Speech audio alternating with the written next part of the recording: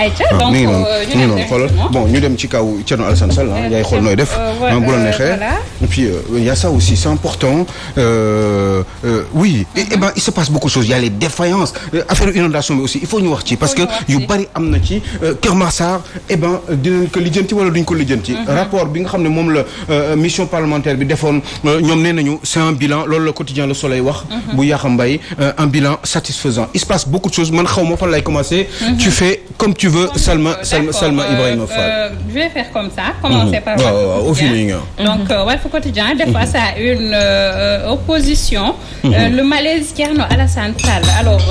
Aliou Sow mu mel ni ñi am jamono ji confiance moom bëreetul ndax dañ ko jàppee benn toob bu nga xam ne dafa nekk ci opposition bi mais en réalité day liggéeyal le président Sall en cachette. xam nga bëgg bañ. waaw bañ bëgg amul. yaa ngi dégg Thierno Alassane Sall c'est un ancien justement collaborateur du président Macky Sall. Thierno Alassane Sall un ancien petit frère du président Macky Sall. Thierno Alassane Sall quelqu'un justement s'il est connu justement dans le landerneau politique sénégalais c'est à cause d'un monsieur qui s'appelle donc Macky Sall qui est président de la République mais Thierno Alassane Sall justement qui a quand même des rapports très très fraternels avec le président Macky Sall donc yooyu boo gisee ma koy wax c'est pour dire que ni est-ce que li ko gars yi di jiiñ mënul nekk parce que finalement Thierno fépp fu Omar Sarr mën a dem ci Macky Sall fépp fu Idrissa Seck mën a dem ci Macky Sall. Thierno Alassane Sall war na mën a dem ci Macky Sall parce que rappelez-vous il faut juste faire un petit rappel par rapport ak son histoire avec Macky Sall Thierno Alassane Sall bàyyi na fi Macky Sall ñaari yoon delluwaat. mais Thierno Alassane Sall est-ce que du ko ñetteel. pourquoi je demande ça parce que benn problème la ñu amoon mooy dafa waroon signer ay comment dire Thierno Alassane Sall dafa amoon un différend un conflit un malentendu une mésentente par rapport ak nu ñu waroon octroyer donc yenn teenu pétrole yi wala béréb yi nga xam ne ci biir dans l'est entre le nord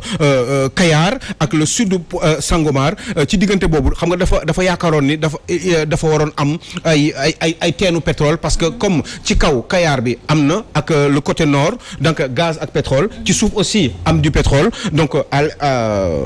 l'est mooy gauche gauche ci kaw ak ci suuf ci océan Atlantique bi ci digg bi nag mu yaakaaroon ni moom foofu war na mën a am donc pétrole ak gaz mu ne léegi loolu dañ koy denc pour ñoom après plus tard quand ils auront de l'argent quand le Sénégal aura des moyens ñoom ñu def ko seen propre exploitation léegi Macky Sall ne ko du demee noonu il va falloir ñu jox waa Total wàllam seen wàll ñu dem ñoom seet gëstu côté boobu ndax dina am finalement comme il n'était pas d'accord avec le président Macky Sall pour une deuxième fois finalement il était obligé de démissionner parce que il n'avait plus le choix ou alors de se faire démissionner par le président Macky Sall yaa ngi di fàttaliku moment boobu la ko kii remplacé woon Boun Abdallah Dionne alors premier ministre de la République du Sénégal parce que le ndeysaan xaw ma ndax yaa ngi koy fàttaliku jour boobu le patron de Total était au Sénégal et il lui fallait signer dañ fa doon daj ay signature pour ñu jox ko mu def ay recherche entre béréb yi ma la wax boo xoolee carte Sénégal entre le nord ak le sud xam nga le nord am na blocu Kayar bi fa nekk sud aussi mooy côté Saint-Louis bi am na gaz foofu donc du coup sud bi mooy côté Kaolack mooy Sangomar am na aussi pétrole donc du coup ci diggante bi comme ni ma leen ko doon waxee Thierno Alassane Sall dafa waxoon ni moom partie boobu comme ci kaw ak ci suuf am na forcément ci diggante bi kon am na pétrole léegi mu ne léegi ñun lii dañ koy garder bi mu ko waxee nag Macky Sall ne ko non waa Total il faut ñu jox leen possibilité ñoom tamit ñu def seen i recherche bu ñu gisee dara ñoom tam ñu mun ci profiter parce que Total dañu war a am seen wàll Thierno Alassane Sall ne ko non je ne suis pas d'accord et comme il n'était pas d'accord eh ben Macky Sall ne ko man maay président de la République donc da ngay obligé nga dem jour boobu ci yoon bi lañ ko woowaatee pour mu devenir naat comme il avait refusé dafa bañ rek génn dem bi mu génne dem di ñibbi yoonu Thiès si lañ ko woo Diamniadio mu dellu si waat préparé nañ ko ci diggante bi un décret pour dàq ko ci diggante bi ñu defaraat beneen décret pour jox Boun Abdallah Dionne alors premier ministre de la République ñu jox ko mu nekk premier ministre mu nekk ministre du pétrole de manière temporaire pour mën a signer parce que waaye Total bi mi ngi doon xaar dafa waroon ñibbi le soir te comme dafa yàkkamte il lui fallut absolument moom ce gars-là mu signal ko te il lui fallait un ministre du pétrole parce que waa ji dafa yàkkamte woon te kenn waru ko merloo donc finalement c'est la ñu dàqee Thierno Alassane Sall mais depuis on remarque que ni bii mooy ñaareelu problème bi nga xam boobu moo doon ñaareelu problème bi nga xam ne moom la Thierno Alassane Sall amoon ak le président Macky Sall par rapport à après tout ceci li mu fi def yëpp nit ñi jàppee ko nitu conviction nitu gëm-gëm et tout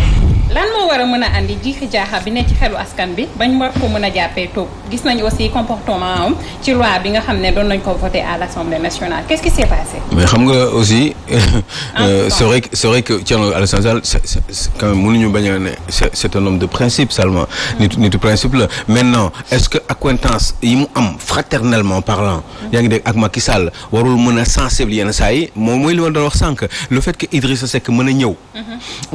ci Macky Sall ay ñoom Omar Sarr mën a ñëw sama ñi nga xam dañ ko doon tam dëmm ñoom mën a ñëw si Macky Sall wax na la Thierno Alassane Sall bi nga xam ne Macky Sall moo ko defar politiquement moo ko wane politiquement ñoom ñoo mosoon a séq bu demee ba nekk ay ministre de la République ba nekk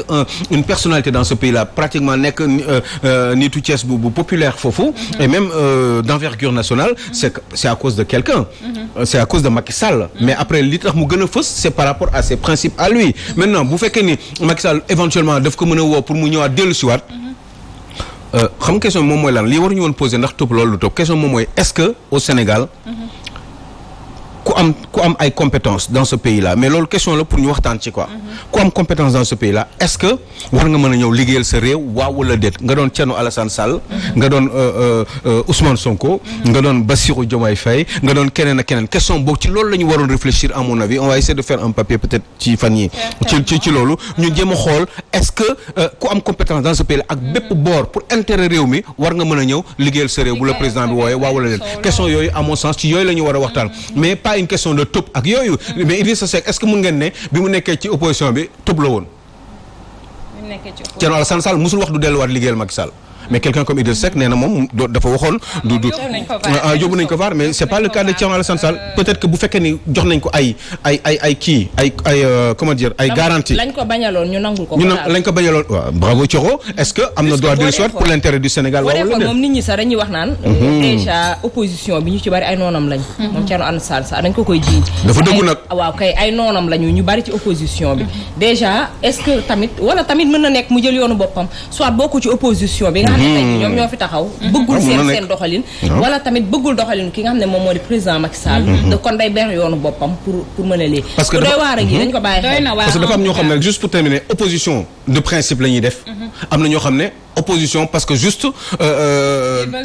ils veulent s'opposer tout simplement et peut-être que c'est pas le cas de Thierno Alassane Sall son cas on verra bien en tout cas nu wànnent di mujjee ki gëtam donc ci noonee sax ñu daal di dem Aliou Sow yaa ngi ko doon annoncé tout à l'heure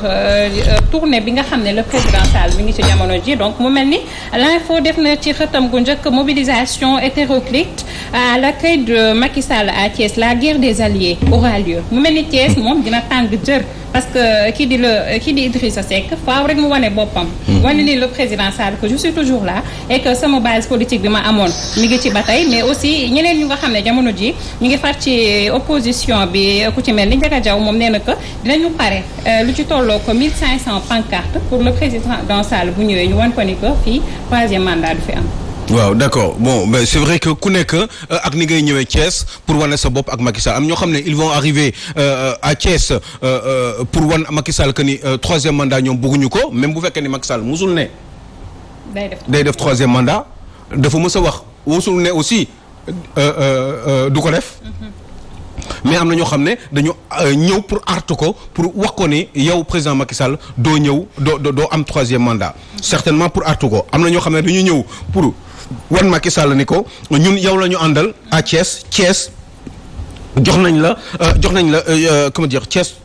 jox nañ leen seen bopp wàcce jox nañ la sa bopp yow président Macky Sall am na ñoo xam ne dañu ñëw parce que tout simplement ils sont fidèles ils ne veulent pas savoir ñoom Macky Sall rek li si de seen yoon nekku ci baax naag baaxul ñoom Macky Sall moo leen intéressé pour d'autres raisons certainement donc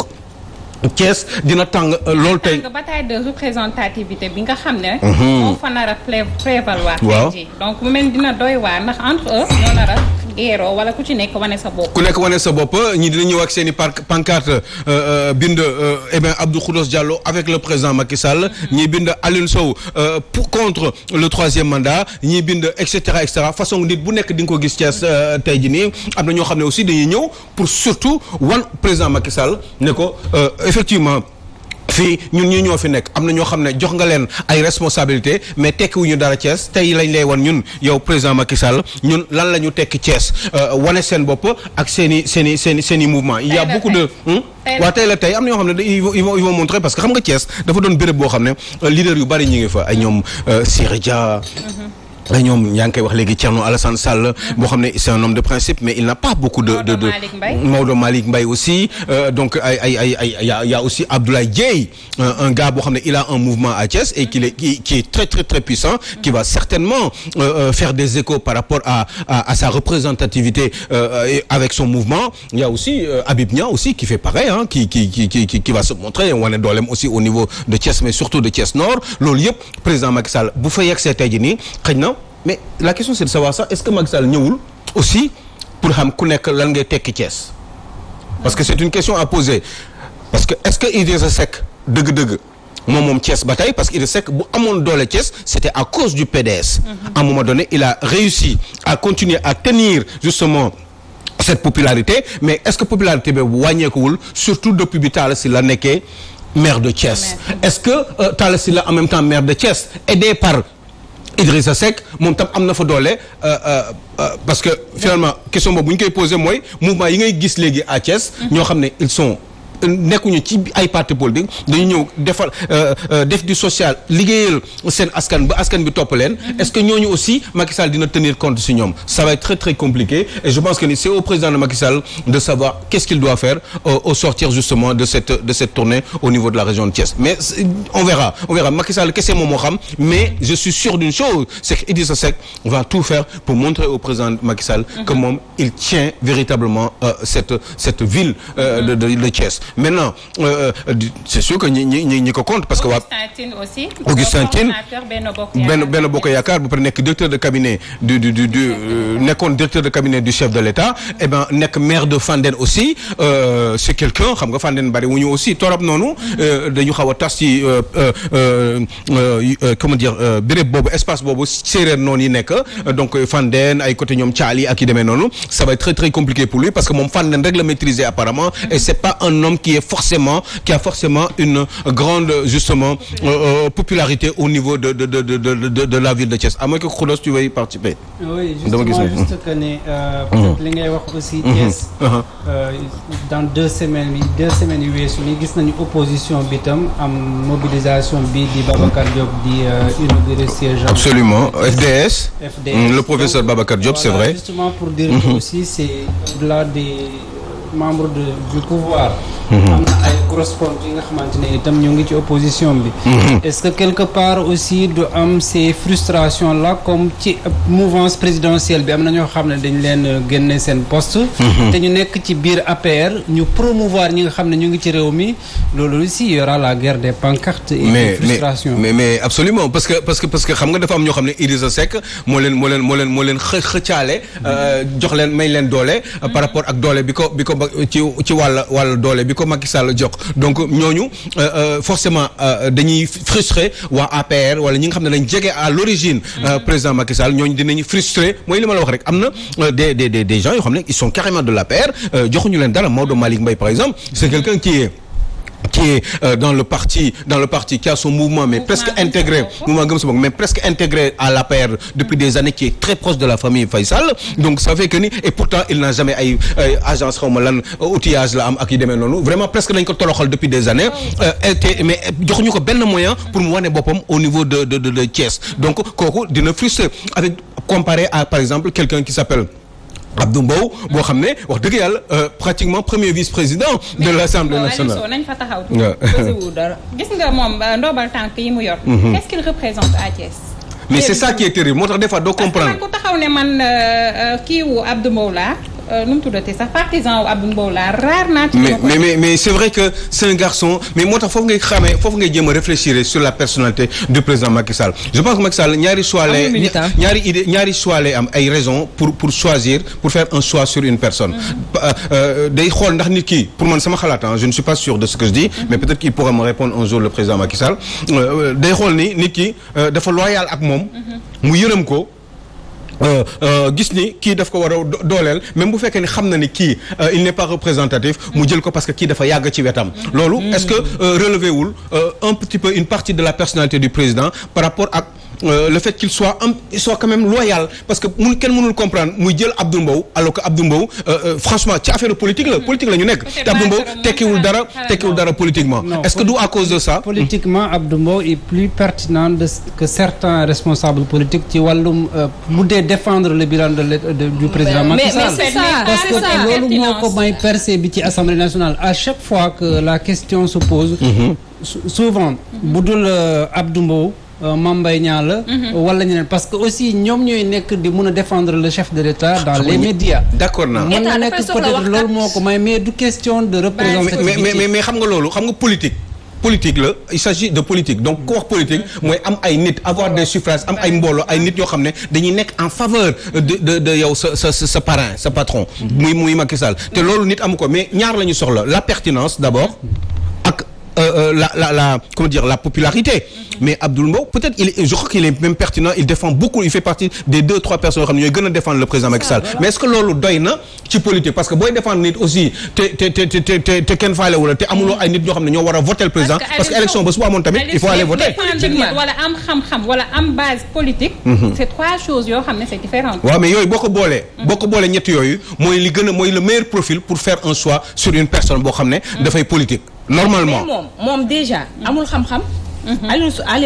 Abdou Mbow du xam-xam du base politique mais bokk na ci booy yi nga xam ne nii bi Macky Sall nekk fi en 2012 2011 di rayante ñoom ñoo nekkoon ci wetam donc loolu la am pour récompenser ko en plus nekk na koo xam ne ni tam tey jii bu ñuy wax jege gi mu jegee Macky Sall da koy wane ci ay débat am parce que à chaque fois bu toogee ku mu mënti toogal néew ma du jël ndam la de waaye nag bu fa défendre président Macky Sall am na ñuy bañ de waaye di nga gis koo xam ne ni ay ñetti yoo xam ne dinañ gëm ndax laa ñu Abdou Mbow mais tey jii dina tàng dina metti xam lu tax dina tàng dina metti tey jii ñun ñi nga xam ne ni information rek moo ñuy teel moom bu yeboo ñu jël suñu ba dëgg bàyyi fa ku mën a jël oto dem it da nga jël oto dem ndax kii Idrissa Seck actuellement soxla nañ ko ci wàllu information soxla nañ ko ci communication soxla nañ ko ci yeneen ak yeneen soxla nañ ko pour gis ko ci wetu président Macky Sall ak actuellement lan lay représenter bañ ko falee ba léegi nii gisaguñ ko benn yoon mu def sortie ci Thiès wala dara tey jii nekk na jour boo xam ne ni jour bu ñu war a bàyyi xel la ci wàllu information ak yeneen